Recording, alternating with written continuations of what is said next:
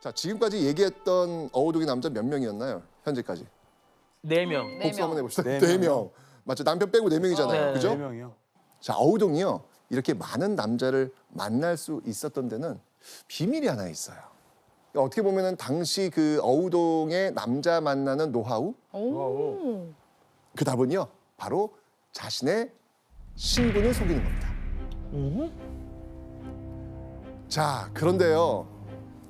신분을 속인 어우동은요. 또 다른 왕가의 남자들을 만나게 됩니다.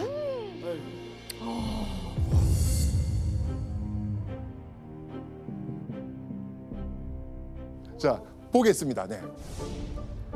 태종의 형이죠. 정종 쪽으로 연결이 됩니다. 정종의 이제 아들들이 이제 연결이 될 거 아닙니까? 어우동의 새로운 남자는요. 남편과 같은 학렬의 시아주버니 수산수 이기였던 것이죠. 즉 정종의 증손자였던 것입니다. 이번에 수산수 이기와 어우동이 만난 날은 어떤 날이었을까요? 바로 단오날입니다. 단오날. 단오날. 이 곱게 차려입고 그네를 타러 나간 이 어우동을 보고요. 역시 수산수 이기가 한눈에 반해버립니다. 그리고는요. 이 어우동 곁에 있는 여종에게 또 여종이 또 이게 또 알아서 전달 잘하지 않습니까? 이 여종에게 그 춘향전에 그 몽룡이가 향단이한테 이게 물어보듯이 야 저기 저 여인 뉘짐이 여자냐? 이렇게 물어본 거예요. 여종이 뭐라고 대답을 했을까요? 저 여인이요. 내금이 첩입니다. 하급 군인의 첩. 양반집 딸이라니까요. 이 어우동은요. 그런데 지금 속였네요. 속였네. 자 이러면 종친이 생각할 때 하급 관리의 첩? 그러면 내가 좀 어떻게 하는 종친이니까 결국 이렇게 연결이 되었고 둘은 또 사랑을 합니다. 오. 이거 근데 이거 진짜 그 사랑과 전쟁 같은 드라마 사랑하는데. 그 대본 같지 않습니까 이거 네. 지금? 자 그런데요 문제가 또 있어요. 왕가의 사위와 만남을 가집니다.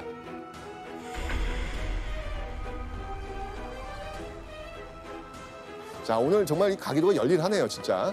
영천군의 그 아들이 태양수 이동이었잖아요. 근데 영천군에 또 이 형제가 있습니다. 보성군이라고 있습니다. 이 보성군의 아들로 연결이 됩니다. 자 그래서 보성군의 아들 춘향군인데 태강수 이동하고 지금 춘향군 사촌 사이잖아요.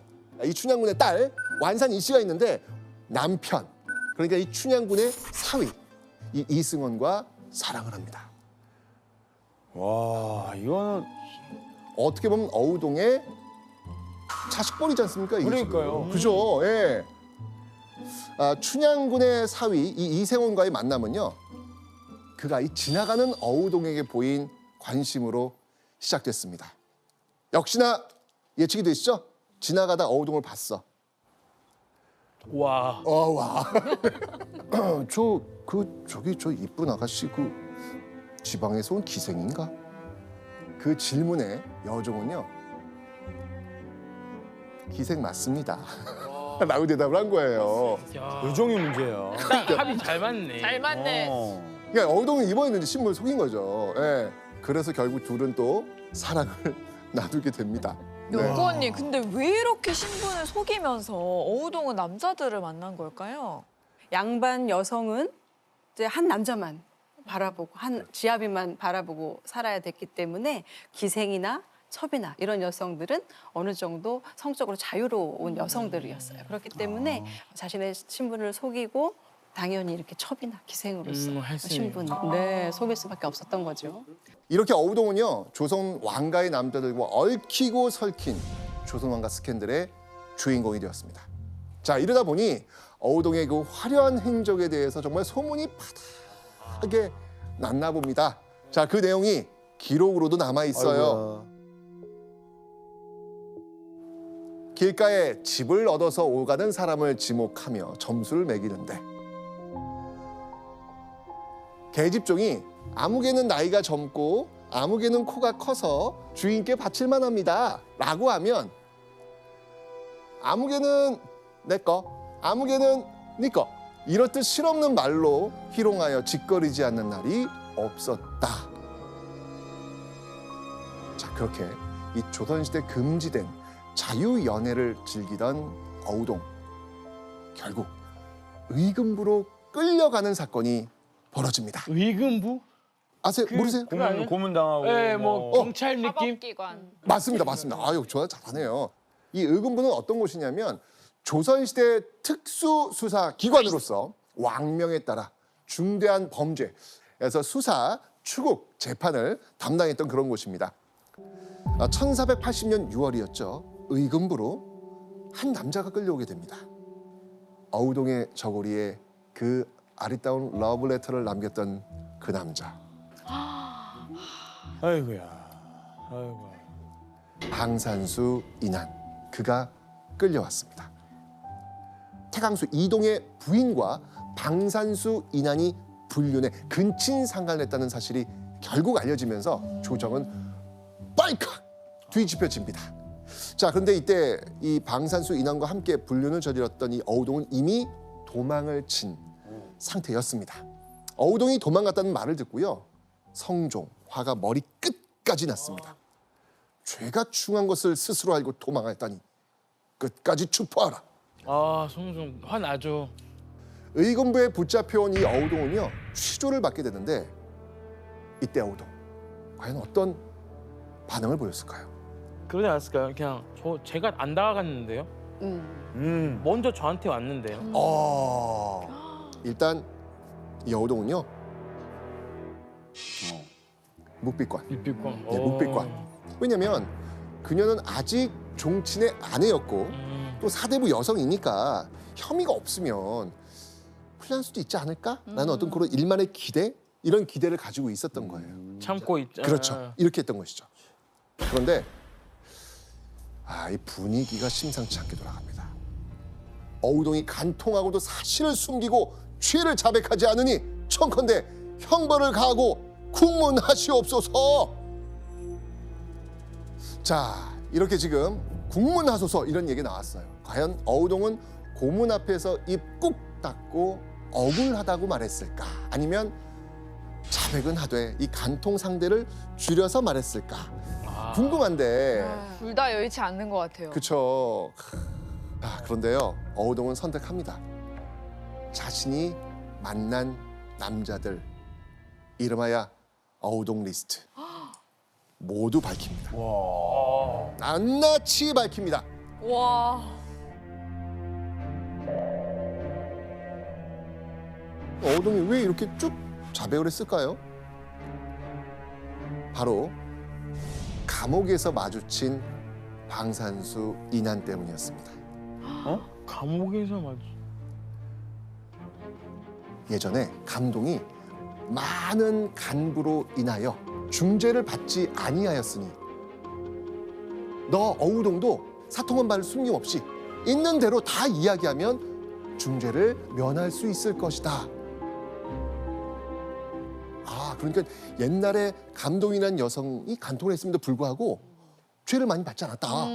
예전에 보니까 그런 일 없었어. 그러니까 불어. 면할 수 있다고. 근데 혹시 감동이라는 사람도 궁금하지 않으세요? 예. 네. 이 유감동이라는 여인은 어떤 여인인지 한번 알아보도록 하겠습니다.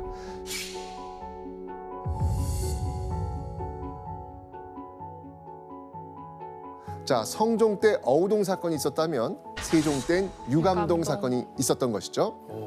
유감동은요, 오늘날로 치면 서울특별시장에 해당하는 한성부 판윤의 딸이었습니다. 오. 그리고 남편은요, 강원도 평강현을 다스리는 고을 사또님이셨습니다. 그러니까 그녀 역시 어우동처럼 아주 지치 높은 그 양반대 규수라는 것이죠. 자, 그런데 음란한 행실을 이유로 남편으로부터 버림받은 뒤 스스로 창기라 칭하면서 무려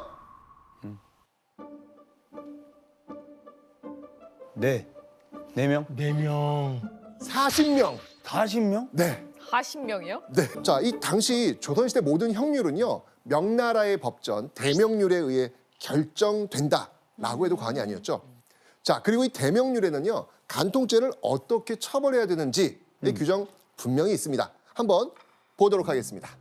무릇 합의해서 간음하면 장 80대, 남편이 있어. 그럼 장 90대, 유혹해서 간음하면 장 100대. 한 것 자체로도 그냥 80대는 일단 맞네요. 자, 그런데 양반의 경우에는요, 이렇게 일반인과 똑같은 형률을 적용하면 이거 기강이 서지 않는다. 양반은 더 책임이 있어야 된다. 그래서 더 엄하게 처리하는 그런 관행이 있었습니다. 양반 여성이 간통을 했을 경우에는요, 이렇게 장형으로 다스린 뒤에 관비로 만들거나 또는 유배를 보내는 것이 일반적이었습니다. 관비는 말 그대로 관가에서 일하는 여종, 오. 그러니까 노하고 비가 있어요. 노는 남자종, 네. 비는 여자종을 얘기해요. 그래서 이 유감동은요, 대명률에 따라서 이렇게 장형을 받은 이후에 변방에 있는 관아의 여종, 관비로 보내지게 된 겁니다. 그러니까 비록 사면을 받더라도 한평생 이 여종으로 살면서 영원히 그 죄에서 벗어나지 못하도록 했던 조치였죠. 그런데요, 이마저도요, 8개월 후에 이 관아의 여종이 되는 대신 먼 지방에 유배되는 사건으로 결국은 마무리가 됩니다. 유배로. 네.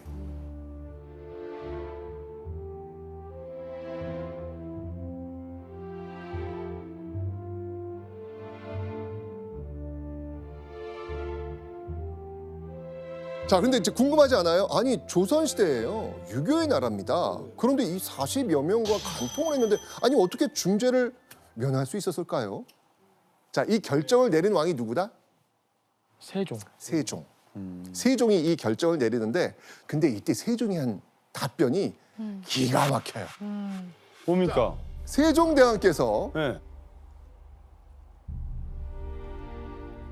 남녀 사이의 정욕을 어찌 한가 법령만으로 방지할 수 있겠는가? 이야. 쉽게 얘기하면 뭐예요? 자, 뒤로 가겠습니다. 성급수를 할게요. 네. 53년 뒤 의금부에 갇혀 있는 어우동 이세로 한번 다시 와보겠습니다. 자, 이 어우동은요, 유감동과 같은 그런 결말을 바라면서 어우동과 관계했던 그 남자들을 죄다 실토한 겁니다. 자, 그런데 이게 상황이 세종대랑 다르네. 이 어우동의 이 충격적인 이 자백이 쫙 나오자 조정이 난리가 난 거예요. 와. 난리가 난 거예요. 자, 어떤 이유가 있는지 한번 보도록 하겠습니다. 첫 번째 이유. 네. 어우동과 관계한 남자들의 숫자가 네. 너무 많아요. 그 숫자는 무려 17명. 17명. 그래도 17명이면 17명. 자, 이 관계에 따른 남자들이 막 굴비 엮듯 나오는 모습을 보고 조정에서는요, 이런 얘기까지 나왔습니다. 이 음란하고 방탕한 것이 몸을 파는 천한 기생과도 같구나. 이런 얘기가 나올 정도였습니다.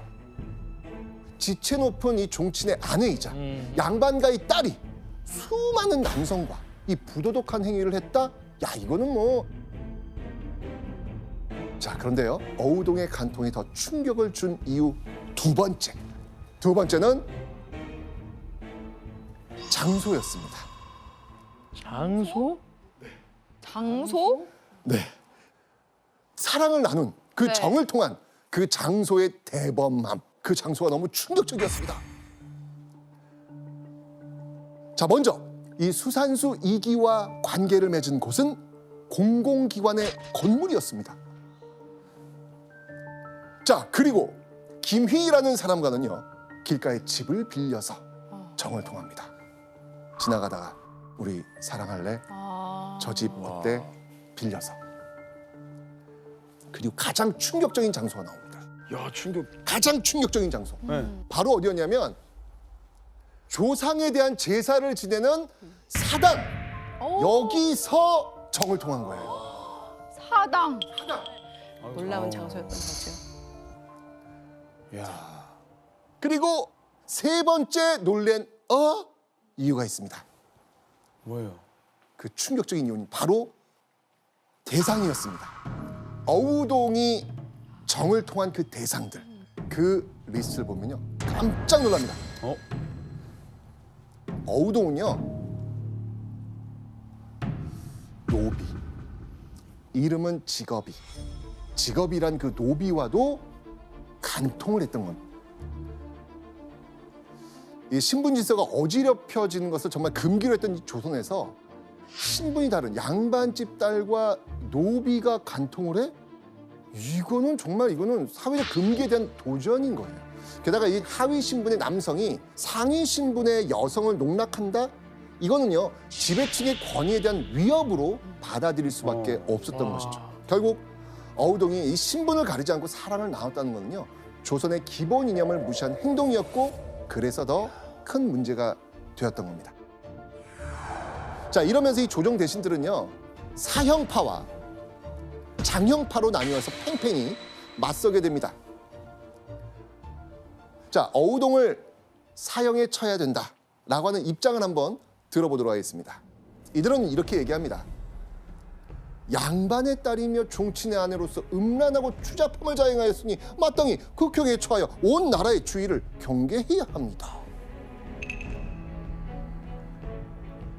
자, 이에 맞서는 장형파, 이들은 이렇게 얘기합니다. 지금 어우동은 법률이 사형에는 이르지 않으니 청컨대 사형을 감하여 먼 곳으로 유배하십시오. 정말 이 쉽사리 의견이 좁혀지지 않는 가운데 성종은요 이 어우동 문제를 45일 뒤에 다시 논의하기로 합니다. 45일 고민을 많이 됐구나. 자, 그런데 사실은요 성종은요 45일이라는 시간을 줬지만 그 결과가 어떻든 간에 이미 마음속에는요 어우동을 죽이려고 했습니다. 어우동은 음란함이 지나쳐 거리낌 없이 자기 마음대로 행하였는데 이런데도 죽이지 않는다면 후세인들은 어떻게 깨우치게 하겠느냐. 의금부에 명하여 사유를 해하려 아뢰게 하라. 의금부 제가 직속이라 그랬잖아요. 네. 그러니까 의금부에 딱 명을 내려가지고 얘 죽일 수 있는 방법 가져와 라고 숙제를 준 거예요. 그러니까요. 그 의지가 확고했던 것이죠. 자, 45일 뒤 장형백대 유배 2,000리에 해당됐던 어우동의 간통죄는요 2달도 안 돼서 전혀 다른 죄와 처벌로 바뀌게 됩니다. 남편을 배반하고 도망하여 개가한 법, 이것을 적용해서 교부대시에 처한다. 고부대시. 처음 들어보시죠? 처음 들어봤어요. 화면 한번 보겠습니다. 자, 교부대시. 교부대시예요. 네. 영모님, 교는 어떤 벌인가요? 교는 사형 중에서도 목을 매서 그렇죠. 목을 매서 효수라고 죽이는. 하죠. 네. 네. 그런데 부대시 기다리지 않는다는 거예요. 원래 이 사형은요 보통 추분, 그러니까 가을쯤 되겠죠. 예, 이 가을까지 기다렸다가 집행하는 게 원칙이었습니다. 왜냐하면 사형 집행을 좀 미뤄가지고 그러니까 누명을 벗거나 감형이나 사면의 혜택을 받을 수 있는 그 마지막 기회를 주는 거예요. 자, 그런데 어우동은요 남편 배신했습니까? 아니요? 아니잖아요. 남편한테 쫓겨낸 거잖아요. 그러면 다시 결혼했습니까? 아니요? 아니요? 안 했잖아요. 근데 지금 남편을 배신하고 걔가 한 법을 적용한다? 어우동 상황은 전혀 맞지 않는 법이 지금 딱 나온 거예요. 네. 지금요. 그죠? 그런데요. 성종은요. 끝까지 결정을 번복하지 않습니다. 왜 그랬냐면 성종은 이렇게 봅니다. 이 고려 말세의 음란한 풍속이 다시 일어날까 두렵다. 따라서 이 어우동의 처벌은 단순한 형벌 적용의 문제가 아니라 풍속을 바르게 이끌어가기 위함이다. 이걸 강조하는 거예요. 결국 명이 내려온 그날 바로 어우동은 교형에 처해지게 됩니다. 하루도 안 기다려주고. 예.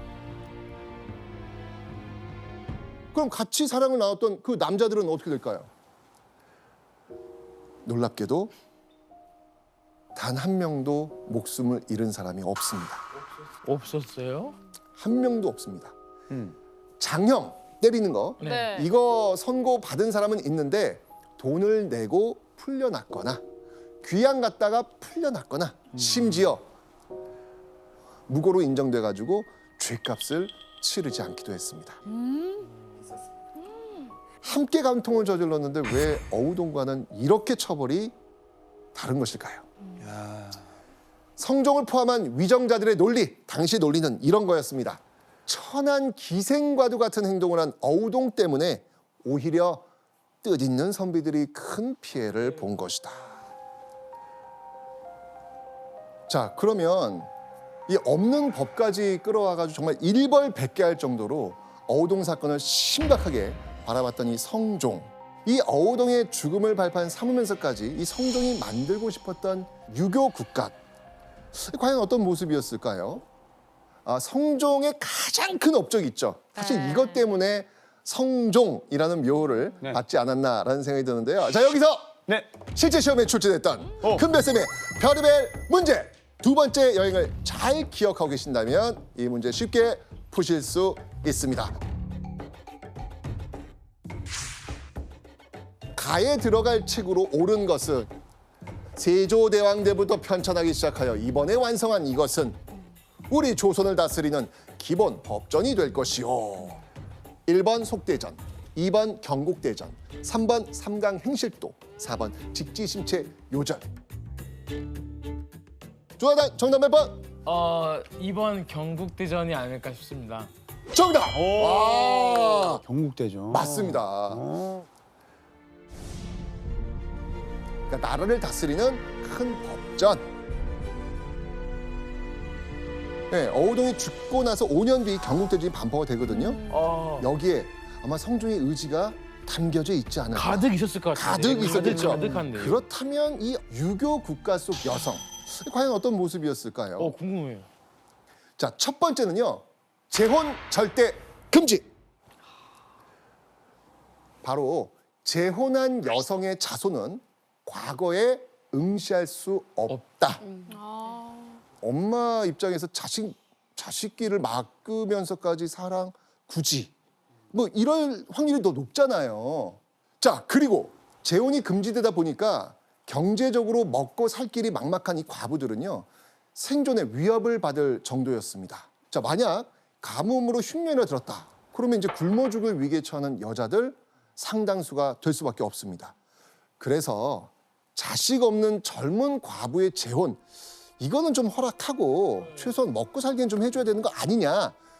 이런 어떤 절충안도 나오긴 하는데 이 절충안 받아들여지지 않습니다. 뭐라고 얘기했냐면 그렇지 않지. 굶어 죽는다는 핑계로 정절을 잃는 과부가 많아집니다. 이렇게 얘기하는 거예요. 어떻게 보면 잔인하죠. 굶어 죽더라도 정절은 지켜야지 이 멘트와 다를 바 없는 거잖아요, 지금요. 이러면서 점점 여성의 재혼은 비윤리적이다라는 인식이 생기게 된 거예요. 참 진짜. 자, 경국대전을 통해 볼 수 있는 유교 국가 여성의 두 번째 모습. 남성과 접촉 절대 금지. 그 이대감 계시냐고 여쭤보아라. 이렇게 가가지고 이렇게 해서 이렇게 오는. 이런 거 아마 사극에서 아마 보시지 않았을까라는 생각이 듭니다. 네. 그러니까 가운데 이 노비를 두고서 손님과 주인 마님 간에 벌어지는 대화. 바로 내외법. 내외한다.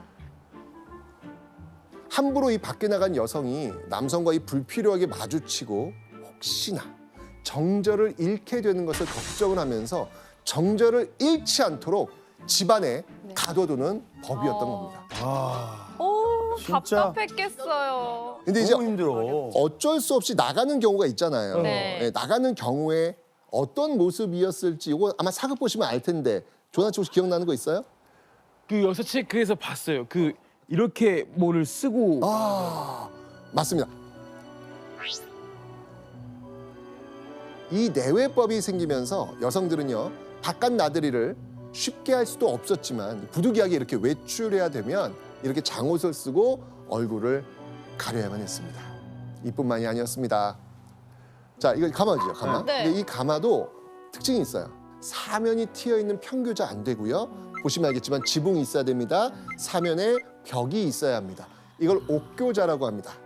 밖에서 못 보게. 네. 안을 못 보도록 완벽히 그냥 딱 차단을 시켜버린 것이죠. 다 이유가 있었네요 이때 모든 그렇죠. 것들이. 우리가 흔히 생각하는 조선의 여성상, 이 모습은 바로 이 성종 때, 이때부터 만들어졌다, 이렇게 볼 수 있겠습니다.